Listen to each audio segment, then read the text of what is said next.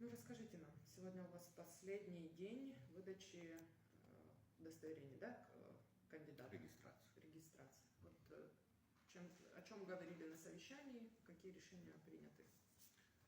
Сегодня, как вы отметили, был последний день регистрации кандидатов, выдвинутых, которые сдали документы 6 числа. У нас было 10 дней на рассмотрение.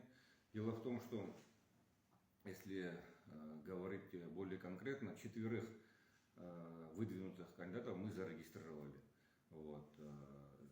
И один выдвинутый кандидат оставался на рассмотрении, его документы были. Мы сегодня для себя убедились в том, что у него есть законное основание для регистрации.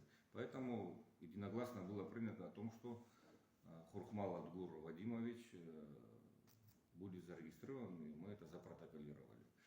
Также вопрос был по утверждению состава комиссии в городе Черкесск. Вот. Мы на предыдущем заседании по заявлению, по обращению абхазского посла в Российской Федерации утвердили 2 участка. По его обращению, в обращении было указано 2 локации: Москва и Черкесск. Традиционно с того момента, как нас признали, выборы на территории России проводились именно в этих городах. Вот. Мы это все утвердили, и состав комиссии был нам представлен. Они тоже уже являются членами данных комиссий города Москва и города Черкесск. Территориально они будут относиться к центральному округу. Вот, потому что именно в центральном округе располагается Министерство иностранных дел, а посольство, как вы знаете, это является подразделением МИДа. Вот.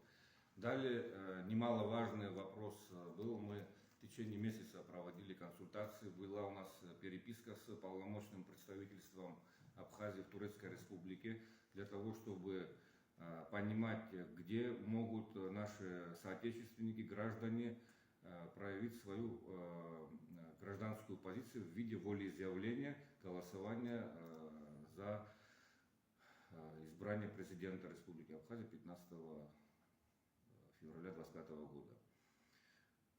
В итоге мы пришли к выводу и по переписке с полномочным представителем, и с консультацией с Абхазской Федерацией, которая зарегистрирована как общественная организация, но ссылаясь на переписку полномочного представителя Абхазии в Турецкой Республике, мы приняли решение. Мы обсуждали Стамбул и Сакарию, это Адапазара традиционно, где проживают многочисленная абхазская диаспора.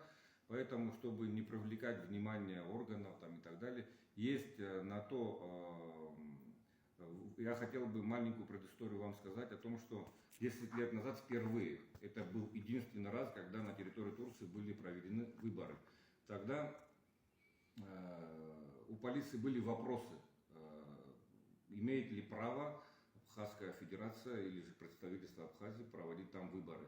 И было судебное решение о том, что выборы на территории Турции, судебным решением Турецкой Республики было вынесено решение, что не являются преступлением.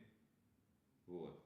Конечно, МИД Турции — это компетентный орган, который должен давать согласие, но так как мы не признаны, это согласие от МИДа Турции мы не получили. Но исходя из того, что в переписке мы от полномочного представителя были обозначены 2 локации, мы выбрали именно Сакарию, которую знают все как Адапазар.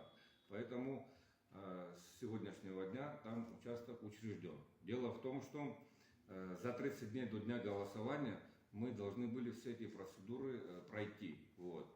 И сегодня до конца рабочего дня мы ждем для того, чтобы в учрежденном участке в городе Адапазара нам полномочное представительство представило кандидатуры на утверждение членов комиссии вот, по Адапазаре.